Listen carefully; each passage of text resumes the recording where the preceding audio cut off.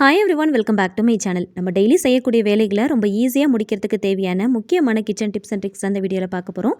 ரொம்பவே யூஸ்ஃபுல்லாகவும் இன்ட்ரெஸ்டிங்காகவும் இருக்கும். ஸோ வீடியோவை ஸ்கிப் பண்ணாமல் பாருங்கள். பார்க்கறதுக்கு முன்னாடி சேனலை மறக்காமல் சப்ஸ்கிரைப் பண்ணி கூடவே இருக்கிற பெல் ஐக்கனையும் கிளிக் பண்ணிக்கோங்க. அப்போ தான் நான் போடுற வீடியோஸ் உங்கள் நோட்டிஃபிகேஷன் ஆகிற நீங்கள் மிஸ் பண்ணாமல் பார்க்கலாம். ஃபர்ஸ்ட் டிப் என்னன்னு பார்க்கலாம். எப்பயுமே இட்லி தோசைக்கு மாவு அரைச்சாலும் சரி, இல்லைனா வடைலாம் போடுறதுக்காக மாவு அரைச்சாலும் சரி, உளுந்து அரைக்கும் போது மட்டும் பார்த்திங்கன்னா அப்படியே வச்சிட்டோம் அப்படின்னா ரொம்ப காஞ்சி போன மாதிரி ஆகிடும். வாஷ் பண்ணுறதுக்கு ரொம்ப கஷ்டமாக இருக்கும். ஸோ உளுந்து அரைச்ச கையோட கொஞ்சமாக தண்ணி ஊற்றி அதில் கொஞ்சமாக லிக்விட் ஊற்றிக்கோங்க. பல்ஸ் மோட்டில் போட்டு எடுத்துட்டோம் அப்படின்னா ரொம்ப ஈஸியாக வாஷ் பண்ணிடலாம். இந்த மாதிரி மிக்ஸி ஜாரை போட்டு அடித்து எடுக்கும் போதே உள்ளே இருக்கிற அந்த உளுந்த மாவு எல்லாமே நல்லா கரைஞ்சி வந்துடும். ஸோ வாஷ் பண்ணுறது ரொம்ப ஈஸியாக இருக்கும். அப்படியே போட்டுட்டோம் அப்படின்னா ரொம்ப காஞ்சி போன மாதிரி ஆகிடும். வாஷ் பண்ணுறதுக்கு கஷ்டமாக இருக்கும். நெக்ஸ்ட்டே பார்க்கலாம். அதுக்கு ஒரு சின்ன பவுலில் ஒரு சிட்டிகை அளவுக்கு சால்ட் ஆட் பண்ணிக்கோங்க. கொஞ்சமாக சுகர் ஆட் பண்ணிக்கோங்க. இப்போ இதில் கொஞ்சமாக தண்ணி ஊற்றி நல்லா டைல்யூட் பண்ணிக்கலாம். இதில் நம்ம சேர்த்துருக்கிற சால்ட் அண்ட் சுகர் நல்லா கரையணும். இதில் நம்ம கட் பண்ணி வச்சிருக்கிற ஆப்பிள் தான் ஆட் பண்ண போகிறோம். கிட்ஸுக்கு நம்ம ஸ்நாக்ஸ் பாக்ஸ்லாம் பேக் பண்ணும்போது ஆப்பிள் கட் பண்ணி நம்ம கொடுத்து அனுப்புவோம். ஆனால் ஆஃப்டர்நூன் ஓப்பன் பண்ணி பார்க்கும்போது கொஞ்சம் கருத்து போன மாதிரி ஆகிடும். ஸோ அந்த மாதிரி ஆகாமல் இருக்கிறதுக்கு இந்த மாதிரி சால்ட் அண்ட் சுகரை மிக்ஸ் பண்ணிவிட்டு அந்த வாட்டரில் கொஞ்சம் நேரம் போட்டு ஒரு 5 நிமிஷம் ஊற வச்சுட்டு அதுக்கப்புறமா நீங்கள் பேக் பண்ணி கொடுத்தீங்க அப்படின்னா இதோடைய கலர் சேஞ்ச் ஆகாமல் இருக்கும். டேஸ்ட்லேயும் எந்த விதமான டிஃப்ரென்ஸும் தெரியாது. இதை மறுபடியும் வாஷ் பண்ணணும் அப்படிங்கிற அவசியம் இல்லை. இந்த வாட்டரில் போட்டு டிப் பண்ணிவிட்டு ஒரு 5 நிமிஷம் கழித்து இந்த மாதிரி ஃபில்டர் பண்ணி எடுத்து பேக் பண்ணி கொடுத்தாலே போதும். டேஸ்ட்டில் எந்த விதமான டிஃப்ரென்ஸும் இருக்காது. கருத்து போகாமல் இருக்கும். நெக்ஸ்ட் இப்போ என்னது பார்க்கலாம். சீ ஃபுட்லாம் வாங்கிட்டு வரோம் அப்படின்னா ஃப்ரை ஏதாவது பண்ண போகிறோம்னா வாஷ் பண்ணிவிட்டு மசாலா போட்டு நல்லா பெரட்டிட்டு ஃப்ரீசரில் வச்சு நம்ம ஸ்டோர் பண்ணிவிட்டு எடுத்து யூஸ் பண்ணுவோம். ஆனால் குழம்புலாம் செய்ய போகிறீங்க அப்படின்னா அந்த மாதிரி பண்ணாமல் நம்ம வாங்கிட்டு வரோம் இல்லையா, அதை அப்படியே ஸ்டோர் பண்ணி வச்சுட்டு நெக்ஸ்ட் டே எடுத்து லைட்டாக வந்து சால்ட்டு மேலே தூவி விட்டுட்டு அதுக்கப்புறமா வாஷ் பண்ணிவிட்டு செஞ்சிங்க அப்படின்னா புதுசாக வாங்கிட்டு வந்து நம்ம செய்யும் போது எப்படி டேஸ்ட்டாக ஃப்ரெஷ்ஷாக இருக்குமோ அதே மாதிரி தான் இருக்கும். டேஸ்ட்டில் டிஃப்ரென்ஸ் தெரியாது. ட்ரை பண்ணி பாருங்கள். முக்கியமாக ஃபிஷ் அண்ட் ப்ரான்லாம் வாங்கிட்டு வரோம் அப்படின்னா அதை வாஷ் பண்ணிவிட்டு ஃப்ரீசரில் ஸ்டோர் பண்ணி குழம்பு வைக்கிறத விட அப்படியே ஸ்டோர் பண்ணிவிட்டு குழம்பு வைக்கும் போது டேஸ்ட் ரொம்ப நல்லாயிருக்கும். ட்ரை பண்ணி பாருங்கள். நெக்ஸ்ட் டிப்ன்றதை பார்க்கலாம். சம்டைம்ஸ் சுண்டல் பயிரெல்லாம் நம்ம தாளிக்கிறோம் அப்படின்னா சரியாக வேக வைக்காமல் தாளிப்பு போட்டுட்டோம் அப்படின்னா அகைன் நம்மளால் வேக வைக்க முடியாது. அதுக்கு இந்த ஒரு சின்ன டிப்பை ஃபாலோ பண்ணிக்கோங்க. ரொம்ப ஈஸியாக வேக வச்சிடலாம். சம்டைம்ஸ் அவசரமாக சமைச்சிட்ருப்போம். ஸோ அந்த மாதிரி டைமில் எத்தனை விசில் வச்சோம் அப்படிங்கிறத சரியாக பார்க்காம சுண்டல் பயிரை தாளித்து போட்டுருவோம். ஸோ அந்த மாதிரி டைமில் சரியாக பயிர் வேகலை அப்படின்னா அதுக்கப்புறம் எப்படி செய்யலாம் அப்படிங்கிறத இந்த ஒரு சின்ன டிப்பை ஃபாலோ பண்ணிக்கோங்க. ரொம்ப ஈஸியாக வேக வச்சிடலாம். தாளித்த சுண்டல் பயிரை ஒரு பவுலில் சேர்த்துக்கலாம்.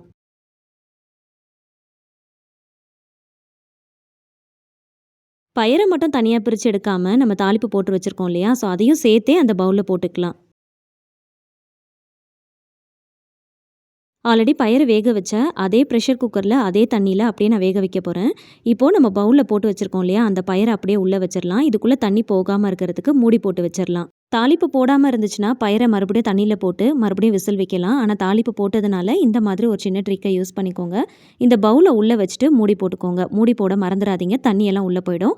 மறுபடியும் எப்பயும் போல் கேஸ்கெட் விசில்லாம் போட்டு ஒரு 3 விசில் வச்சு எடுத்தோம் அப்படின்னா பயிரை நல்லா சூப்பராக வெந்து வந்துடும்.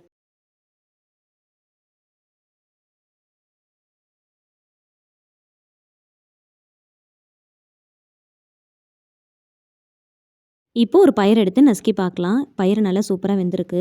எப்பயுமே தாளிப்பு போட்டுட்டோம் அப்படின்னா மறுபடியும் வேக வைக்கிறதுக்கு யோசிக்காமல் இந்த ஒரு சின்ன ட்ரிக்காக யூஸ் பண்ணிக்கோங்க. பயிறு வகைகளை சரியாக வேக வைக்காமல் சாப்பிட்டோம்னா டைஜஷன் ப்ராப்ளம் வரும். எப்பயாவது ஒரு டைம் நம்ம அவசரமாக சமைச்சிட்டு இருக்கும்போது இந்த மாதிரி எப்பயாவது நடக்கும். ஸோ அந்த மாதிரி டைமில் கண்டிப்பாக அந்த ட்ரிக் உங்களுக்கு ரொம்பவே யூஸ்ஃபுல்லாக இருக்கும். நெக்ஸ்ட் இப்போ ரெண்டாவது பார்க்கலாம். இதுக்காக ஒரு முழு பூண்டு எடுத்துருக்கிறேன். மேலே இருக்கிற தோலை மட்டும் ஃபஸ்ட்டு தனியாக உரிச்சு எடுத்துக்கலாம். பூண்டு உரிக்கிறதுக்கு சிரமப்படுறவங்களுக்கு இந்த ட்ரிக் ரொம்பவே யூஸ்ஃபுல்லாக இருக்கும். இதுக்காக நான் ஒரு நெயில் கட்டர் தான் எடுத்துருக்கிறேன். நெயில் கட்டரை நான் யூஸ் பண்ணுற மாதிரி நீங்களும் யூஸ் பண்ணி பாருங்கள். ரொம்ப ஈஸியாக பூண்டை உரிச்சிடலாம். நெயில் கட்டரில் நெயிலை கட் பண்ணதுக்கப்புறமா ஸ்மூத்தன் பண்ணுறதுக்காக ஒன்று கொடுத்துருப்பாங்க இல்லையா, அதை பூண்டில் இந்த மாதிரி ஸ்ட்ரைட்டாக குத்திக்கோங்க. குத்திட்டு லைட்டாக வந்து ஷேக் பண்ணிங்க அப்படின்னா தோல்குள்ளே இருந்து பூண்டு தனியாக அப்படியே அழகாக வந்துடும். பூண்டை தனித்தனியாக உரிச்சிட்டு தோல் உரிக்கிறதுக்கு பதிலாக இந்த மாதிரி நெயில் கட்டர் யூஸ் பண்ணி லைட்டாக ஷேக் பண்ணி உரிக்கும் போது ரொம்ப ஈஸியாக உரிச்சிடலாம். டைமும் ரொம்ப சேவ் ஆகும். எப்பயுமே பூண்டு உரிக்கும் போது சிரமமாக இருக்கும். ஆனால் இந்த மாதிரி செய்யும் போது நல்ல ஒரு என்டர்டைன்மெண்ட்டாக இருக்கும். கண்டிப்பாக எல்லார்கிட்டையுமே நெயில் கட்டர் இருக்கும். சப்போஸ் இல்லை அப்படின்னா அதுக்கு பதிலாக நைஃப் யூஸ் பண்ணி கூட நீங்கள் எடுக்கலாம். அதையும் நான் உங்களுக்கு வீடியோவில் காட்டியிருக்கேன் பாருங்கள். ஆனால் யூஸ் பண்ணும் போது சேஃபாக யூஸ் பண்ணுங்கள். இப்போ நான் உங்களுக்கு பெரிய பூண்டை உரிச்சு காட்டியிருக்கிறேன். சின்ன சின்ன பூண்டை உரிக்கும் போது இந்த ட்ரிக் ரொம்பவே யூஸ்ஃபுல்லாக இருக்கும். ட்ரை பண்ணி பாருங்கள். நிறைய குவான்டிட்டியில் இஞ்சி பூண்டு உரிச்சு அரைச்சி வைக்க போகிறீங்க அப்படின்னா அந்த மாதிரி டைமில் கண்டிப்பாக அந்த ட்ரிக் ரொம்பவே யூஸ்ஃபுல்லாக இருக்கும். ட்ரை பண்ணி பாருங்கள். நெக்ஸ்ட்டு இஞ்சியை சீவறதுக்கு கத்தியை யூஸ் பண்ணுறதுக்கு பதிலாக ஸ்பூனுடைய பேக் சைடை யூஸ் பண்ணி சீவும் போது ரொம்ப ஈஸியாக சீவிடலாம். மூளை முடுக்கில் கூட ரொம்ப ஈஸியாக சீவறதுக்கு ரொம்பவே ஹெல்ப்ஃபுல்லாக இருக்கும். சதை பகுதியை சீவி எடுக்காமல் வெறும் தோலை மட்டும் சீவறதுக்கு இந்த ஒரு சின்ன ட்ரிக்கை யூஸ் பண்ணிக்கோங்க. இந்த டிப்பை நிறைய வீடியோவில் ஷேர் பண்ணியிருக்கிறேன். புதுசாக பார்க்குறவங்களுக்கு யூஸ்ஃபுல்லாக இருக்கும். கத்தி பீலர்லாம் யூஸ் பண்ணி நம்ம சீவும் போது உள்ளே இருக்கிற சதை பகுதியும் சேர்ந்து வரும். ஆனால் ஸ்பூனுடைய பேக் சைடு யூஸ் பண்ணும்போது வெறும் ஸ்கின்னை மட்டும் தனியாக பீல் பண்ணி எடுக்கலாம். நெக்ஸ்ட் டிப் என்னன்னு பார்க்கலாம். ஒரு சில நேரங்களில் இஞ்சி பூண்டு அரைக்கும் போது பூண்டு மட்டும் சரியாக அரைப்படாமல் முழுசாக இருக்கிற மாதிரி இருக்கும். அதுக்கு இந்த ஒரு சின்ன டிப்பை ஃபாலோ பண்ணிக்கோங்க. எப்பயுமே இஞ்சி பூண்டு அரைக்கும் போது ஃபஸ்ட்டு பூண்டை போட்டுக்கோங்க. அதுக்கப்புறம் இஞ்சியை நல்லா பொடியை நறுக்கிட்டு அதுக்கப்புறமா சேர்த்துக்கோங்க. பூண்டை நறுக்கணும் அப்படிங்கிற அவசியம் இல்லை. பூண்டை முழுசாகவே போட்டுக்கலாம். ஆனால் ஃபஸ்ட்டு போட்டுக்கோங்க. அதுக்கப்புறமா இஞ்சியை நறுக்கிட்டு சேர்த்துக்கோங்க. இது கூடவே கொஞ்சமாக கல்லுப்பு சேர்த்துக்கலாம். கல்லுப்பு சேர்க்குறப்போ சீக்கிரமாக கெட்டு போகாமல் இருக்கும். ஃப்ரிட்ஜில் வைக்கணும் அப்படிங்கிற அவசியம் இருக்காது. வெளியில் வச்சு நம்ம ஸ்டோர் பண்ணி யூஸ் பண்ணலாம். நிறமும் மாறாமல் இருக்கும். இப்போ பாருங்கள், ஃபுல்லாக அரைச்சி எடுத்துகிட்டு வந்துட்டேன். கொஞ்சம் கூட பூண்டு முழுசாக இல்லவே இல்லை பாருங்கள். நல்லா அரைப்பட்டிருக்கு. இஞ்சி பூண்டை ஸ்டோர் பண்ணும்போது எப்பயுமே கண்ணாடி பாட்டிலில் போட்டு ஸ்டோர் பண்ணுங்கள். பிளாஸ்டிக் பாட்டில் அவாய்ட் பண்ணிக்கோங்க. அதே போல் கண்ணாடி பாட்டிலில் நீங்கள் ஸ்டோர் பண்ணுறதுக்கு முன்னாடி கொஞ்சமாக நல்லெண்ணெய் ஊற்றிக்கோங்க. ஊற்றிட்டு எல்லா பக்கமும் படுற மாதிரி நல்லா ஷேக் பண்ணிக்கோங்க. எதுக்காக இந்த மாதிரி நல்லெண்ணெய் ஊற்றுறோம் அப்படின்னா, இஞ்சி பூண்டு பேஸ்ட்டு கெட்டு போகாமல் இருக்கிறதுக்கும் நிறம் மாறாமல் இருக்கிறதுக்காக தான் இந்த மாதிரி செய்கிறோம். இந்த மாதிரி செய்யும் போது வெளியிலேயே வச்சு நம்ம ஸ்டோர் பண்ணி யூஸ் பண்ணிக்கலாம். ஃப்ரிட்ஜில் வைக்கணும் அப்படிங்கிற அவசியமே இருக்காது. இந்த மெத்தடில் நீங்கள் ப்ரிப்பேர் பண்ணி வெளியிலேயே வச்சு நீங்கள் ஸ்டோர் பண்ணி யூஸ் பண்ணி பாருங்கள். இஞ்சி பூண்டு பேஸ்ட்டு மாதக்கணக்கானாலும் கெட்டு போகாது. நான் ஷேர் பண்ணியிருக்கிற இந்த குட்டி குட்டி ட்ரிக்ஸை ஃபாலோ பண்ணி செஞ்சு பாருங்கள். கிலோ கணக்கில் இஞ்சி பூண்டு பேஸ்ட்டு ரெடி பண்ணணும் அப்படின்னா கூட ரொம்ப ஈஸியாக ரெடி பண்ணிடலாம். எல்லா ரெசிபிக்குமே இஞ்சி பூண்டு பேஸ்ட்டு கண்டிப்பாக தேவைப்படும். முக்கியமாக பிரியாணிலாம் செய்கிறோம் அப்படின்னா கண்டிப்பாக தேவைப்படும். ஸோ அந்த மாதிரி டைமில் கண்டிப்பாக அந்த ட்ரிக்கை யூஸ் பண்ணிக்கோங்க. அகைன் நான் இன்னொரு பேட்ச் ரெடி பண்ணுறதுக்காக பூண்டை உரிச்சு வச்சிருக்கிறேன். ஸோ நெயில் கட்டர் யூஸ் பண்ணி தான் பண்ணியிருக்கிறேன். நீங்களும் ட்ரை பண்ணுங்கள். நெக்ஸ்ட் இப்போ என்னென்னு பார்க்கலாம். உங்ககிட்ட ஹேண்ட் பிளெண்டர் இருந்துச்சு அப்படின்னா இந்த மாதிரி யூஸ் பண்ணிக்கோங்க. கொஞ்சமாக இஞ்சி பூண்டுலாம் தட்டணும் அப்படின்னா அதுக்கு நீங்கள் மிக்ஸி ஜார் போட்டு பல்ஸ் மோடில் நீங்கள் கிரைண்ட் பண்ணி எடுக்கிறதுக்கு பதிலாக இந்த மாதிரி ஹேண்ட் பிளெண்டரில் பூண்டை உரிச்சு வச்சுட்டு மேலே இந்த மாதிரி ஒரு பாலிதீன் கவர் போட்டுட்டு லைட்டாக ஒரு 2 சுற்றி எடுத்தீங்க அப்படின்னா ரொம்ப ஈஸியாக இஞ்சி பூண்டை தட்டி எடுத்துடலாம். கம்மியான குவான்டிட்டியில் இஞ்சி பூண்டை ஒன்றும் பாதியமாக அரைச்சி எடுக்கிறதுக்கு மிக்ஸி ஜாரில் போடுறதுக்கு பதிலாக இந்த மாதிரி ஹேண்ட் பிளெண்டர் இருந்துச்சு அப்படின்னா யூஸ் பண்ணிக்கோங்க.